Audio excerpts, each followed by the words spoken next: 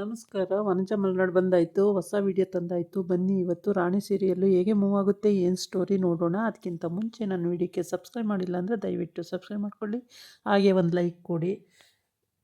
ಸತ್ಯ ಅಲ್ಲಿಂದ ಬರ್ತಾನೆ ರಾಣಿ ಕರ್ಕೊಂಡು. ಬರೋಷ್ಟರೊಳಗೆ ಅವಳ ಬುಕ್ಕು, ಅವಳ ಬಟ್ಟೆ ಮತ್ತು ಅವಳ ಬ್ಯಾಗು ಎಲ್ಲನೂ ಗುಜ್ರಿಗೆ ಹಾಕ್ಬಿಟ್ಟಿರ್ತಾಳೆ. ಹಳೆ ಬಟ್ಟೆ ಇದೆ ಅಂದರೆ ಅವಳ ಬಟ್ಟೆಗಳನ್ನೆಲ್ಲ ತೆಗೆದು ಎಸ್ತು, ಚಾಪೆ ದಿಂಬು ಎಲ್ಲನೂ ತೆಗೆದು ಆಚೆಗೆ ಎಸ್ದುಬಿಟ್ಟಿರ್ತಾಳೆ ಸರಳ. ಅದು ಬಂದ ತಕ್ಷಣ ಸರಳ ನೋಡ್ತಾನೆ. ಅವನಿಗೆ ಒಂಥರ ಕರಡು ಕಿತ್ತೋದಂಗೆ ಆಗ್ಬಿಡುತ್ತೆ. ಸರಳ ಅಂತ ಕೂಗ್ತಾನೆ. ಕೂಗಿದಾಗ ಬರ್ತಾಳೆ. ಬಂದುಬಿಟ್ಟು ಏನಕ್ಕೆ ಎಲ್ಲ ತೆಗೆದು ಆಚೆಗೆ ಎಸ್ತಿದೀಯ ಅಂತ ಕೇಳ್ತಾನೆ. ಅದಕ್ಕೆ ನನಗೆ ಅವಳು ಇಲ್ಲಿರೋದು ಇಷ್ಟ ಇಲ್ಲ, ಅವಳನ್ನ ಕಳಿಸ್ಬಿಡಿ, ಅವ್ರ ಅಪ್ಪನ ಹತ್ರಕ್ಕಾರ ಕಳಿಸಿ, ಇಲ್ಲಾಂದ್ರೆ ಹಾಸ್ಟೆಲಿಗಾರ ಕಳಿಸಿ, ಎಲ್ಲಿಗಾರ ಕಳಿಸಿ, ಅವಳು ಇಲ್ಲಿರಬಾರ್ದು ಅಷ್ಟೇ. ನನ್ನ ಮಗಳು ಲೋಹಿತ ಕಡಿಮೆ ಅಂತ ತೆಗೆದಿದ್ದಾಳೆ, ಕರೆಕ್ಟಾಗಿ ಎಕ್ಸಾಮ್ ಪಾಸೇ ಮಾಡಿಲ್ಲ ಅಂತ ಹೇಳ್ತಾಳೆ.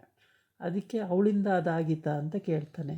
ಮತ್ತಿನ್ನೇನು, ದಿನ ನೋಡಿದ್ರೆ ಪೊಲೀಸ್ನವರು ಅವರು ಇವರು ಅಂತ ಬಂದರೆ ಮಕ್ಕಳು ಹೆಂಗೆ ಓದ್ತವೆ, ಓದೋಕ್ಕೆ ಆಗಲ್ಲ, ಎಲ್ಲ ನಿಮ್ಮಿಂದನೇ ಆಗೋದು, ಕರ್ಕೊಂಡೋಗಿ ಅವಳನ್ನ ಬಿಡಿ ಫಸ್ಟು ಅಂತ ಹೇಳ್ತಾಳೆ.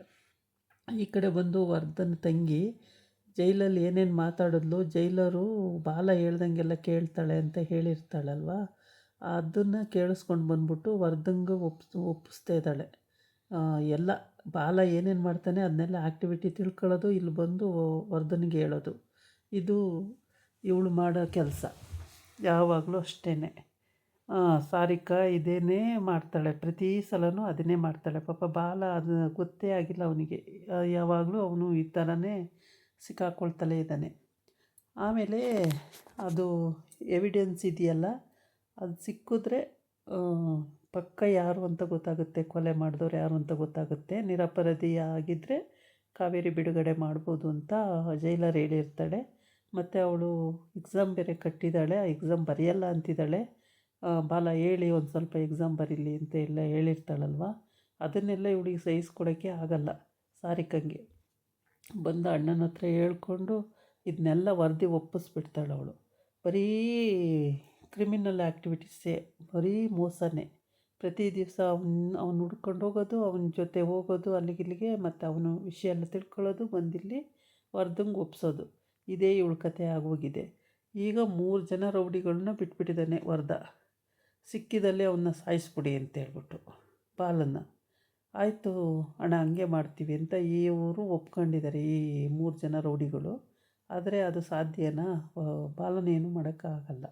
ಏಕೆಂದರೆ ಅವನು ಪವರ್ಫುಲ್ಲಾಗಿದ್ದಾನೆ, ಗಟ್ಟಿಮುಟ್ಟಾಗಿದ್ದಾನೆ, ಒಂಥರ ಹೇಗೆ ಅಂದರೆ ಕುಸ್ತಿಪಟು ಇದ್ದಂಗೆ. ಈ ಕಡೆ ಬಂದು ಮಗಳು ಕಡಿಮೆ ಮಾರ್ಕ್ಸ್ ತಗೊಂಡವಳೆ ಅಂತೇಳಿ ಸರಳ ಬೈದ್ಲಲ್ಲ ಅಂತೇಳ್ಬಿಟ್ಟು ಇವತ್ತು ಹೋಮ್ವರ್ಕ್ ಮಾಡ್ಸೋಕ್ಕೆ ಇವನೇ ಕೂತಿದ್ದಾನೆ. ನಾಳೆ ಚಂದು ಹೋಗ್ಬರೋಣ ಕಣೋ ಮಾರ್ಕೆಟಿಗೆ, ಮತ್ತು ರಾಣಿಗೆ ಬುಕ್ಕು ಬಟ್ಟೆ ಎಲ್ಲ ತಗೊಂಡು ಬರೋಣ ಹೊಸವು ಅಂತ ಹೇಳ್ತಾನೆ.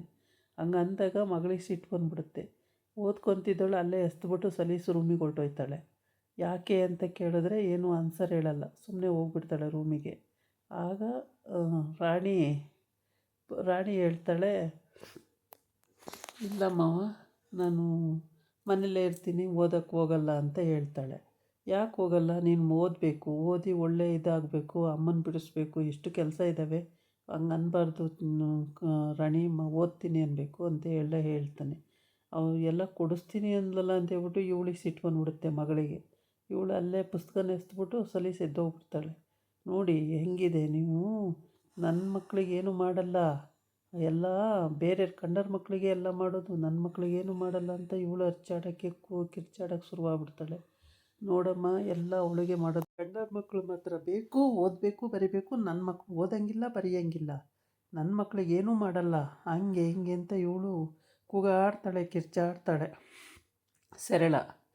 ಆದರೆ ಅವನು ಸರಿ ಬಿಡು ಆಯಿತು ಅಂಥೇಳಿ ಅಲ್ಲೂ ರೇಗ್ತಾನೆ. ರಾಣಿ ವಹಿಸ್ಕೊಂಡೆ, ಪ್ರತಿ ಸಲನೂ ಹುಡುಗಿ ವಹಿಸ್ಕೊಂಡೆ ಮಾತಾಡ್ತಾನೆ. ಯಾವಾಗಲೂ ರಾಣಿನ ಬಿಟ್ಕೊಟ್ಟಿದ್ದೇ ಇಲ್ಲ ಹೇಳಬೇಕಂದ್ರೆ.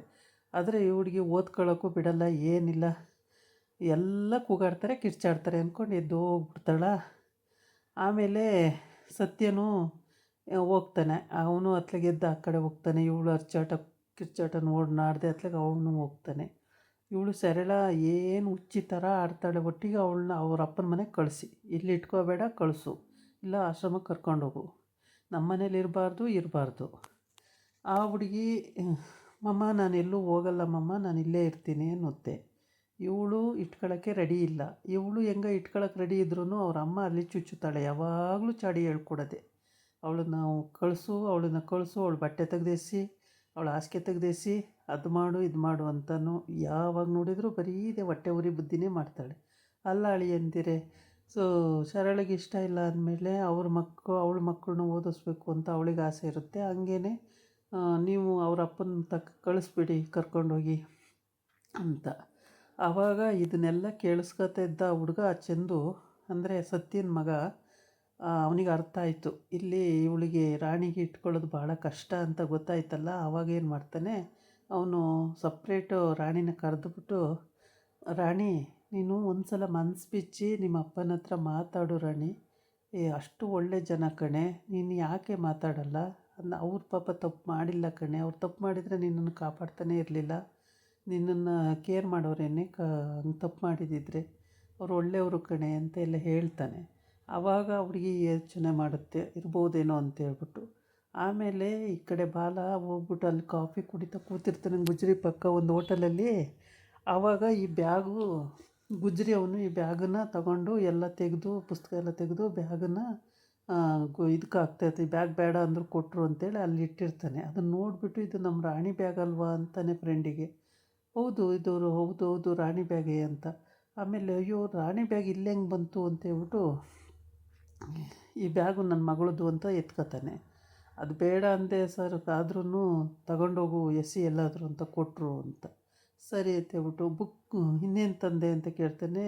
ಅಲ್ಲಿಂದ ಬುಕ್ಕು ಮತ್ತು ಬ್ಯಾಗು ಎಲ್ಲ ತಗೊಬಂದೆ, ಬಟ್ಟೆ ತಗೊಂಡೋಗಿ ಬಟ್ಟೆ ಬೇಡ ಅಂದೆ ಅಂತ.